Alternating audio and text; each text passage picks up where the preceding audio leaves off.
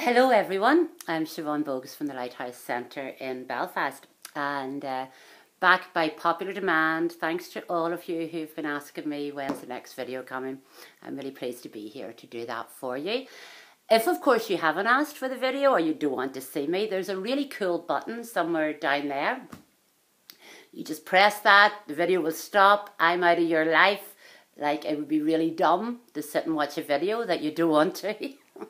So I know you're not stupid. You're on Facebook. That would be a really stupid thing to do, to watch a video that you don't want to watch. So press that button, get yourself out of here, and I'll continue for the people who wanted more videos as I go through this kind of new journey. So this, as you can see, I'm back at home. I got back out of hospital on Monday. It was just brilliant. Maybe it was Sunday, or Sunday. Yeah, one of the things to look out for is that we just completely lose track of time. Us patients, now I can label myself that, we completely lose track of time and days just run into another. But anyway, I got out of hospital on Sunday, only to be told on the Monday that I had to go back in again for another camera down the throat experience on Wednesday. And then I was told to go back for another one today, Friday. So it's been yet another week of roller coaster.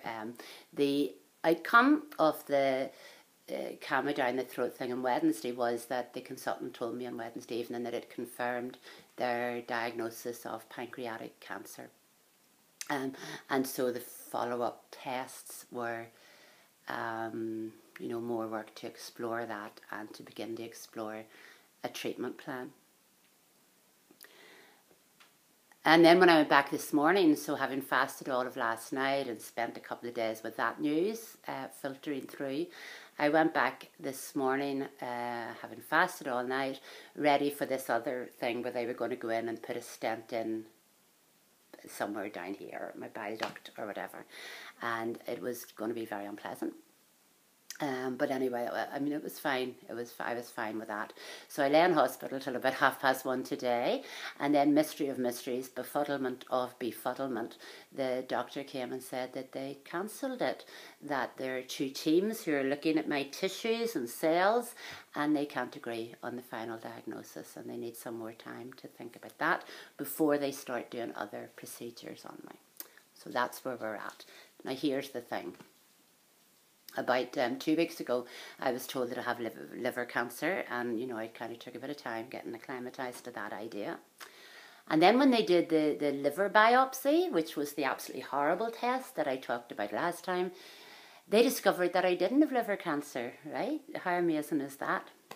Now I am told I have this other cancer. So I've been saying to people all week, there's two ways to deal with this, I think. One way is to say that, well, I never had liver cancer, and so no change there. There was a mistake, it didn't happen. Right? That's one way to look at it. The other way to look at it is to say, well, maybe I did have liver cancer and maybe a miracle happened, maybe I'm cured. And for me, what I'm telling myself this weekend is I'm going to go with that story. It has as much kind of legitimacy in a way as the other story. So I'm going to go with that story. Liver cancer has been whacked in the head. Let's see what happens next about the other one. And that'll get me through the weekend. I'll have a good weekend. I'm looking forward to the weekend tremendously, especially getting back to the lighthouse for an hour or two tomorrow.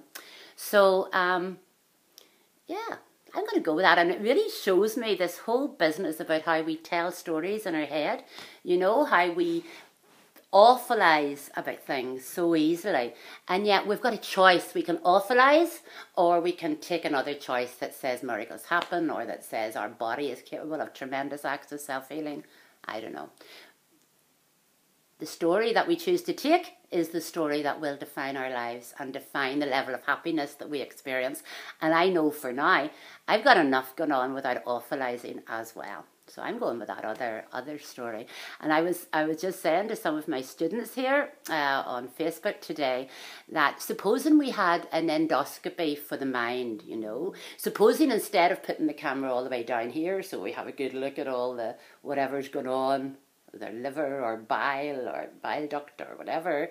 Supposing it went kind of up this way and it took a picture of all the things that are going on in our mind, wouldn't that be really cool? Do you know, can you imagine the pictures that it would send back to home base? Jesus, it would take like 15 teams to look at all of that, to define and analyse and scope out what was going on for us. And the teams would probably come up with some kind of notion that we were psychopathic, neurotic, psychotic, obsessive, off-the-wall people, you know, because that's what our mind does a lot of the time. So it's a good thing to think about, isn't it? Just pretend that you're having a mindoscopy now and again and just check in, what is the camera recording in your mind at that moment? I'd love to hear the kind of diagnosis that you'll be giving back to yourself after you see your own mindoscopy. So that's where we're at today. I go back on, I'll hear on Monday where the tests are at. At this moment, I'm feeling really good, actually. And, you know, life feels really good. It feels just amazingly wonderful to be home. I've just had a visit from an amazing woman who I've always admired, Peggy McCann. Peggy worked in the hospice for years and years and years and is a really dear friend. And she's one of those people who just sitting in her company is like, I don't know, it's like sitting in a big bed of marshmallows. Only these marshmallows are really loving and they just support you and hold you no matter what's going on. And you know, that's just one of the wonderful, wonderful experiences this week, was being with Peggy for an hour or two in her really safe space that she held for me. And I'm grateful for so many opportunities like that. So thanks again to everyone who has been so supportive to me and the kids and the family and my friends. I just love you all. It's amazing. And I have to say a very special shout out to my Uncle Eddie in Birmingham. So Uncle Eddie has been watching these videos. My cousin Sally said that they bring him a lot of comfort seeing me on the video. And she said that that he did say on the first one, my goodness, Siobhan must be getting to be nearly in her 40s now. Uncle Eddie, I love you. That made me laugh this week. I'm going to go with your story, Eddie, that I'm looking like I'm in my 40s. I love that. Thank you very much. And I love you, Eddie. I love all of the family over there in Birmingham and America and all the friends around the world. Love you all. So thanks a lot. I'll do another one of these in another little while. And in the meantime, let me know how you get on with your mindoscopy. I'd love to hear how that goes down.